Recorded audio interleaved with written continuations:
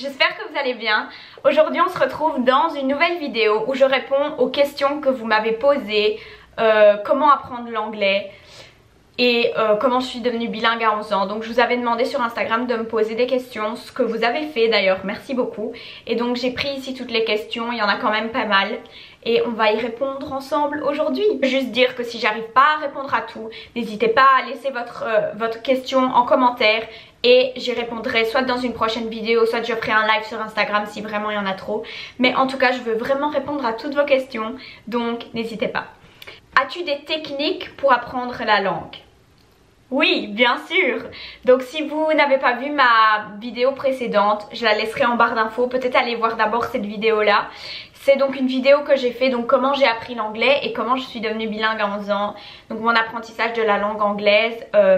Et je vous laisse plein de techniques, plein de conseils dans cette vidéo pour apprendre par vous-même à la maison, sans prof, sans devoir aller en immersion. Donc si vous voulez aller la voir, je la laisse en barre d'infos. Allez peut-être voir cette vidéo avant de regarder celle-ci. Ensuite, une autre question, comment faire pour être motivé? Alors, comment faire pour être motivé? Donc, il faut savoir que l'apprentissage d'une langue, c'est quelque chose qui doit être continu. C'est-à-dire que si vous y mettez à fond pendant une semaine, mais qu'après, pendant 2 mois, vous pratiquez plus cette langue, vous faites plus rien pour apprendre la langue, ça va pas fonctionner bien sûr. Et donc, c'est important d'apprendre la langue quotidiennement. Bien sûr, je sais qu'on a tous des plannings assez chargés et que parfois, apprendre quotidiennement c'est pas possible, mais au moins je dirais qu'il faut au moins travailler 4 jours semaine. Ça doit pas forcément être des longues périodes de temps, donc ça peut être 4 jours semaine pendant 30 minutes, 4 jours semaine pendant 1 heure, c'est encore mieux. Bien sûr le plus c'est le mieux, mais je veux dire ça doit pas être pendant 3 heures tous les jours bien sûr. C'est beaucoup mieux de travailler petit à petit chaque jour que de travailler pendant 3 heures le lundi et pas travailler jusqu'au lundi suivant. Donc voilà. Et alors pour comment rester motivé, moi je vous conseille de trouver la raison pour laquelle vous voulez apprendre la langue. Donc vraiment une raison qui est concrète. Fixez-vous aussi une date où vous vous dites ok, par cette date là je veux savoir et je veux au moins pouvoir avoir une conversation. Comprenez pourquoi est-ce que vous voulez apprendre la langue. Et à partir du moment où vous avez une raison qui vraiment vous donne envie d'apprendre, dans ce cas-là, vous serez toujours motivé et vous aurez toujours la motivation de vouloir apprendre la langue puisque vous avez vraiment un but. Alors, Jeanne Besson qui me demande, c'est bien de prendre des cours en plus à côté de l'école ou pas?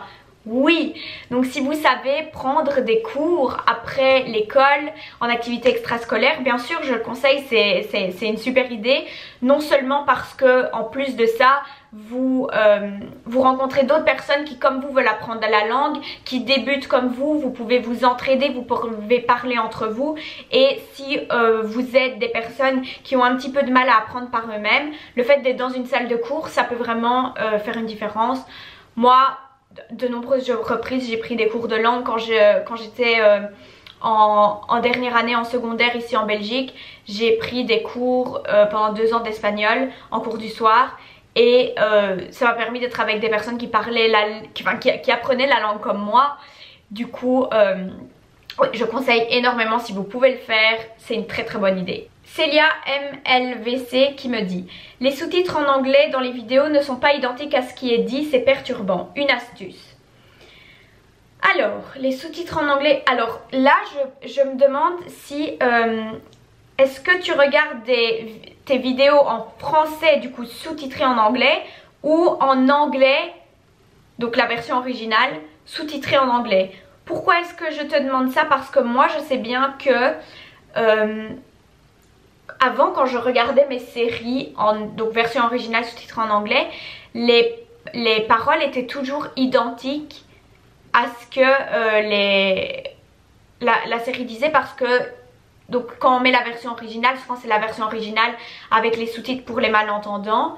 Donc normalement ça doit correspondre à la même chose. Par contre, ce qui est fort différent, c'est si vous regardez la série en anglais et que vous mettez les sous-titres en français. Alors non, là les mots ne vont pas être identiques et c'est pour ça que moi je conseille pas de regarder des séries en anglais avec des sous-titres en français, parce que vous n'avez pas les mêmes mots, ça peut être très perturbant et ça peut également vous faire croire qu'un mot a une signification alors qu'en fait c'est pas cette signification là. Donc voilà, je sais pas si j'ai répondu à ta question, dis-moi en commentaire. Alors, comment arriver à vraiment maîtriser? Les mots changent souvent pour la même signification. Alors là je pense que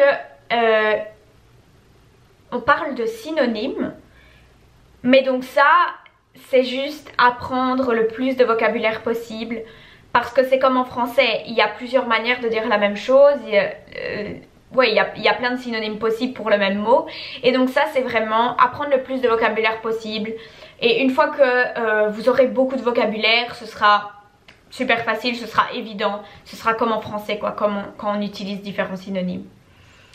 Alors, Alice qui me demande comment avoir un bon accent. Alors là, il faut pratiquer la langue. Donc même si vous n'êtes pas dans un pays anglophone, même si vous n'avez pas de cours d'anglais, parlez-vous à vous-même. Je l'ai dit dans ma vidéo précédente, mais vraiment se parler à soi-même, c'est un super outil.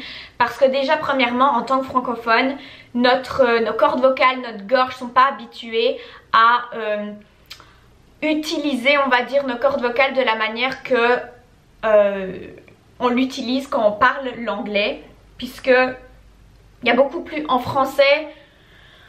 Enfin, je suis pas linguiste, mais en tout cas ce que je sais c'est que par exemple moi quand je parle pas anglais pendant un certain nombre de temps, je sais bien que j'ai un accent beaucoup plus francophone qui réapparaît. Et au contraire, si je me parle beaucoup à moi-même en anglais, si je reste vraiment imprégnée dans la langue anglaise, même quand je suis dans un pays qui n'est pas anglophone, mon accent francophone réapparaît beaucoup moins. Donc moi c'est quelque chose que j'ai commencé à faire, c'est qu'en fait je me parle à moi-même en anglais. Ça peut paraître un petit peu étrange, mais ça fait vraiment le trick, et donc c'est vraiment important que, oui, se parler à soi-même, c'est vraiment une bonne manière de pouvoir maintenir l'accent, aussi de voir votre accent évoluer, puisque plus vous allez parler, plus votre accent va évoluer. Donc se parler à soi-même. Jopixart, comment parler de manière fluide et avec la bonne prononciation? Je pense qu'on peut répondre à cette question par le même conseil que je viens de donner, se parler à soi-même. Se parler à soi-même, s'enregistrer quand on se parle, parce que comme ça vous voyez les mots que vous avez mal prononcés. Parfois quand on parle on ne s'en rend pas forcément compte, mais quand on se regarde parler on s'en rend compte.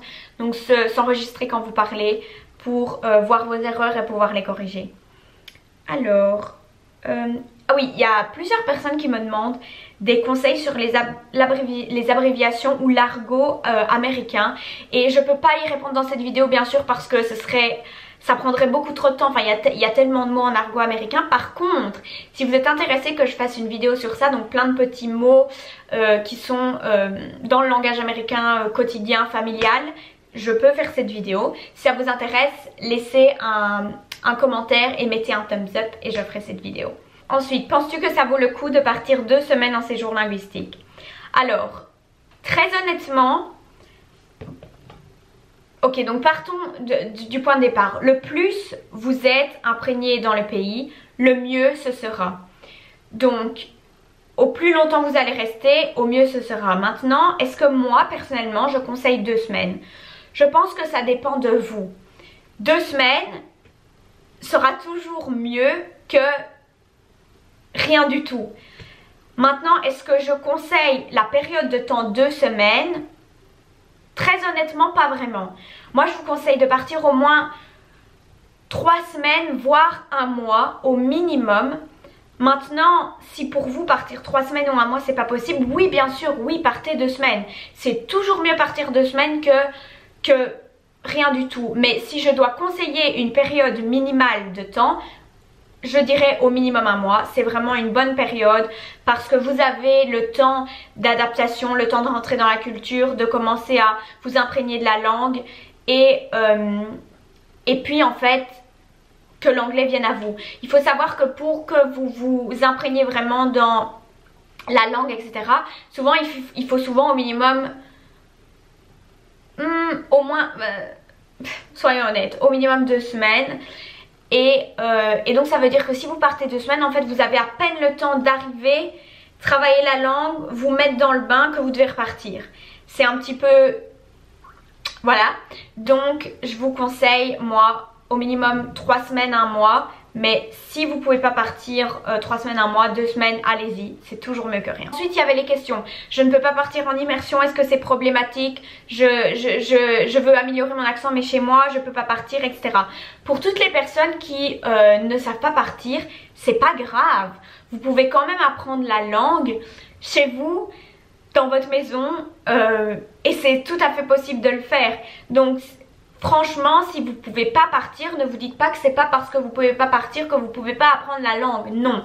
Surtout aujourd'hui, et surtout pour la langue anglaise, on est, même dans les pays francophones, baigné autour de nous par la langue anglaise, que ce soit les musiques, que ce soit si vous regardez vos séries en anglais. Donc vous pouvez quand même avoir cet apport de langue anglaise autour de vous. La seule chose que peut-être vous n'aurez pas, c'est la communication en anglais avec quelqu'un. Mais il y a encore beaucoup d'autres manières d'être imprégné quotidiennement dans la langue. Donc non, c'est pas du tout un problème et vous pouvez quand même apprendre l'anglais. La question qu'on m'a le plus posée et qui revient tout le temps, c'est combien de temps tu as fait pour être bilingue?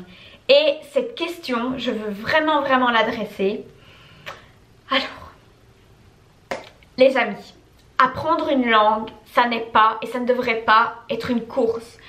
Donc vraiment, apprendre une langue, c'est un plaisir, c'est vraiment avoir l'envie de expand. C'est pas français, Gaëlle. Connecter deux neurones. Expand en français.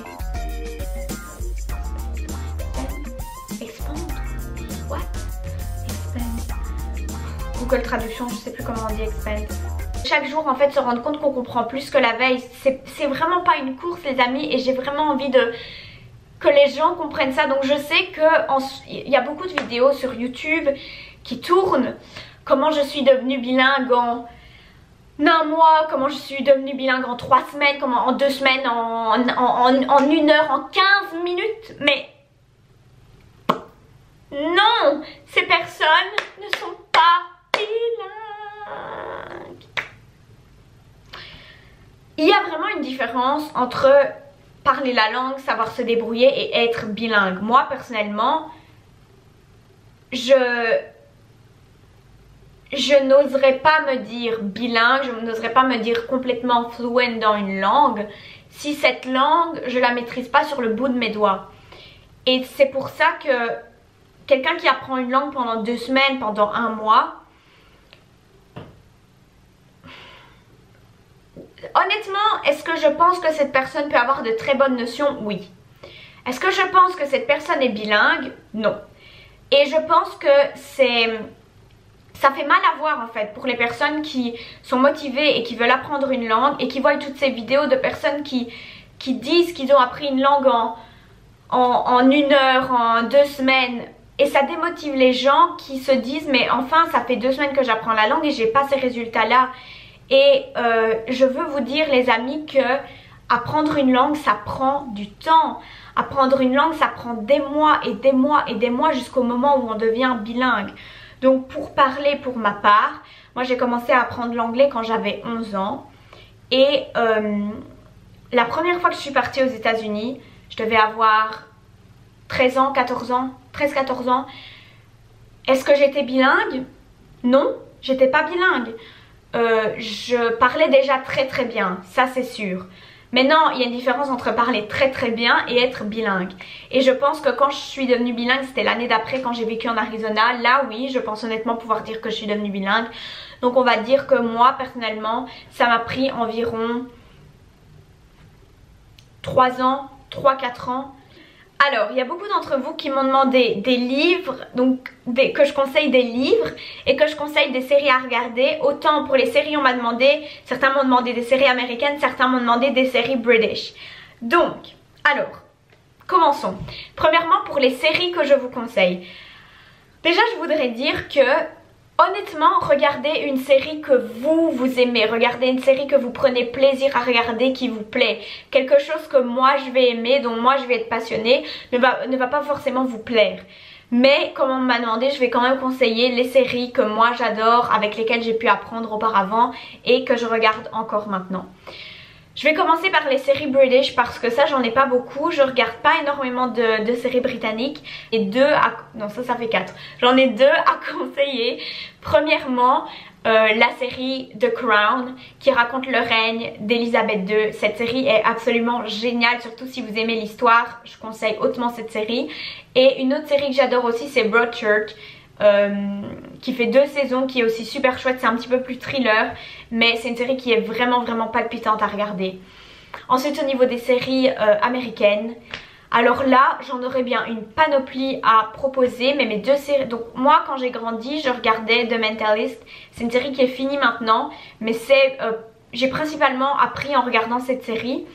Et ma série préférée toujours à l'heure actuelle c'est Criminal Minds, Esprit criminel, qui passe aussi sur les chaînes françaises, que j'adore. Et alors au niveau des livres à conseiller, pareil, je vous conseille de prendre un livre que vous avez déjà lu en français, mais ici j'en ai quelques-uns pour vous montrer que moi personnellement j'ai aimé, mais qui surtout sont très faciles à lire.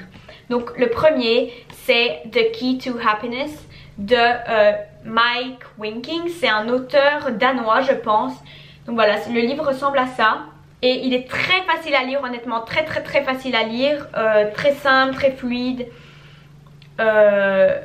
Enfin, je le conseille. Et un autre livre que j'adore et qui en plus de ça est ultra motivant, c'est My Morning Routine de Benjamin Spall et Michael Xander.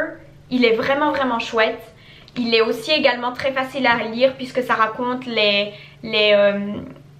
morning routine, les routines matinales de personnes qui ont bien réussi dans la vie. C'est très motivant et c'est également très facile à lire. Et un autre livre que je conseille c'est, et j'ai vu qu'il y avait plusieurs personnes qui sont fans d'Harry Potter, c'est Harry Potter bien sûr. Bon alors ce livre-ci est en néerlandais, mais c'était juste pour vous montrer à l'écran un livre Harry Potter, mais donc n'importe quel livre Harry Potter, votre préféré en anglais fait aussi l'affaire, et surtout si vous l'avez déjà lu en français. Donc, et en plus de ça, tout le monde aime Harry Potter, c'est super chouette. Commentez si vous aimez Harry Potter en bas, give a thumbs up si vous aimez Harry Potter, parce que moi, je suis trop une fan d'Harry Potter. Et alors, on m'a demandé, est-ce que maintenant que tu es bilingue, ton accent anglais influence ton accent français? Non, je ne pense pas honnêtement. Très honnêtement, que mon accent anglais influence mon accent français, je ne pense pas. Maintenant par contre, quelque chose qui m'arrive tout le temps, c'est que je mélange tout le temps les 2 langues. Parce que en fait je suis quotidiennement autant baignée dans la langue française que dans la langue anglaise. J'ai vraiment pas un plus que l'autre. Et donc en fait maintenant ce qu'il y a c'est que mon cerveau parle constamment les 2 langues en même temps. Je les mixe souvent, parfois je retrouve plus mes mots en français si c'est quelque chose qui arrive souvent, ou je fais des erreurs de grammaire en français parce que je relis ça à l'anglais. Quelque chose que je fais beaucoup aussi, c'est qu'il faut savoir que dans chaque langue il y a souvent des expressions qui sont qu'on peut juste pas traduire dans une langue étrangère. Et moi ce que j'ai tendance à faire c'est prendre des expressions anglophones et essayer de les traduire littéralement en français, et du coup ça donne absolument rien.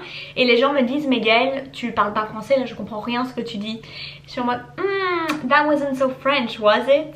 Mais ça m'arrive souvent. Maintenant est-ce que mon accent déteint entre guillemets sur mon accent français? Ça personnellement je ne pense pas.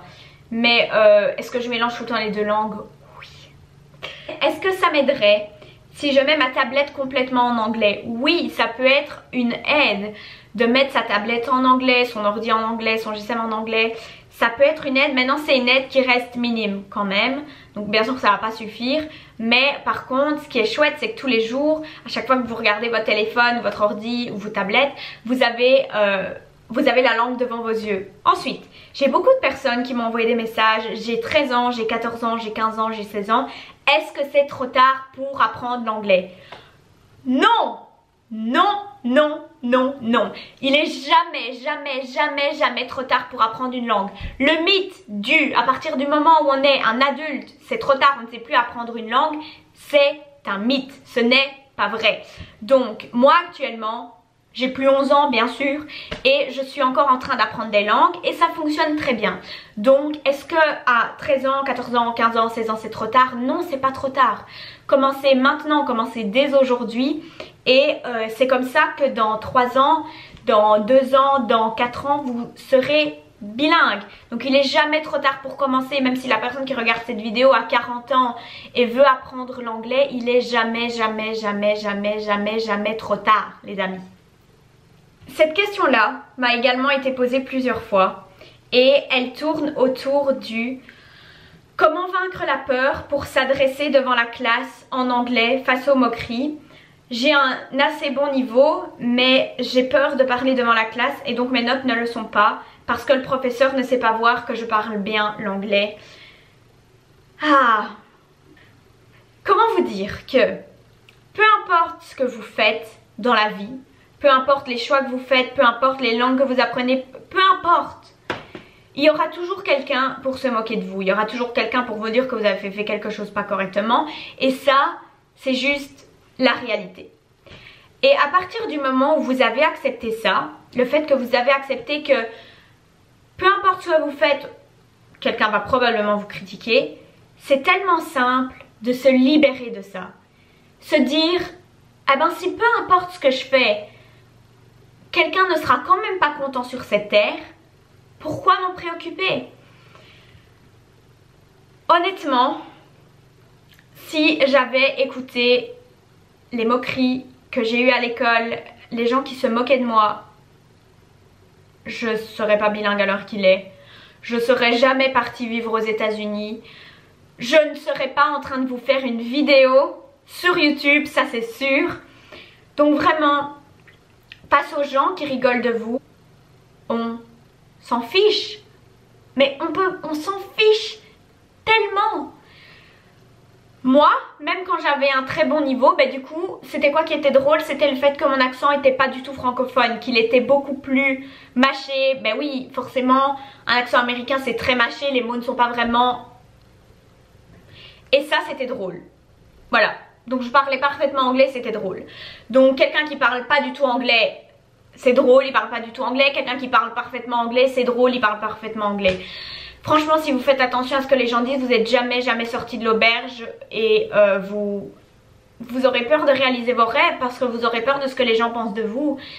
Et honnêtement, je peux pas le dire assez, mais on s'en fiche tellement. On s'en fiche tellement. Et pour toutes les personnes qui regardent cette vidéo et qui, mais pas forcément apprendre l'anglais, que ce soit n'importe quel rêve que vous avez et qu'on vous dise ah très drôle, c'est pas possible. Mais si, c'est possible les gars, oui. Si moi je l'ai fait, s'il y a tellement de personnes sur cette terre qui l'ont fait, croyez-moi que vous pouvez le faire aussi. Et en plus de ça, souvent les personnes qui se moquent le font d'un endroit parce qu'au fond de leur cœur, elles-mêmes désirent quelque chose que vous avez déjà. Du coup, je peux rien dire de plus simple que c'est pas grave. Tant que vous savez au fond de vous ce qui est important pour vous, vos valeurs, le fait que vous savez ce qui est juste et que vous êtes un humain décent, un humain positif, un humain gentil envers les autres, ce que les autres disent sur vous, ça n'a vraiment aucun poids. Ne laissez personne vous stopper de ce que vous voulez vraiment dans la vie. C'est vraiment la pire chose qui tue des rêves, c'est quand les gens vous stoppent dans ce que vous voulez vraiment. Et si personne autour de vous ne vous le dit, moi je vous le dis, tout est possible. Le rêve que vous avez au fond de votre cœur, avec de la détermination, avec de la persévérance, c'est quelque chose qui peut être réalisé. Donc s'il vous plaît, ne lâchez pas vos rêves de vue et faites tout pour les réaliser. Voilà. Alors je pense que j'ai répondu à toutes les questions. Enfin j'en ai sûrement oublié quelques-unes mais il y en a beaucoup qui revenaient, donc j'ai essayé de vraiment concentrer les questions ensemble. Si vous avez d'autres questions, n'hésitez pas à les laisser en commentaire. J'y répondrai soit dans une seconde vidéo, soit si ça vous dit un live sur Instagram. Donc du coup, allez suivre mon Instagram pour être sûr de voir toutes les petits daily c'est pas français. Enfin, je pense que sur cette chaîne, il faudra juste s'habituer au fait que je parle constamment l'anglais et le français en même temps. Mais donc si vous voulez voir quotidiennement des petites photos, que je poste des petites vidéos, je vous demande des conseils, ou vous pouvez me dire le genre de vidéo que vous voulez, etc. Allez suivre ma chaîne Instagram. J'espère que cette vidéo vous a plu. J'espère que j'ai répondu à la plupart de vos questions. Comme d'habitude, n'hésitez pas à commenter, laisser un petit commentaire. donner un thumbs up, abonnez-vous si vous voulez, je ferai encore plein de vidéos sur comment apprendre l'anglais, sur mes échanges aux États-Unis, c'est une prochaine vidéo qui va arriver. J'espère que cette vidéo vous aura plu, merci beaucoup d'avoir regardé, j'espère que votre apprentissage de l'anglais se passe super bien et à bientôt les amis, bye.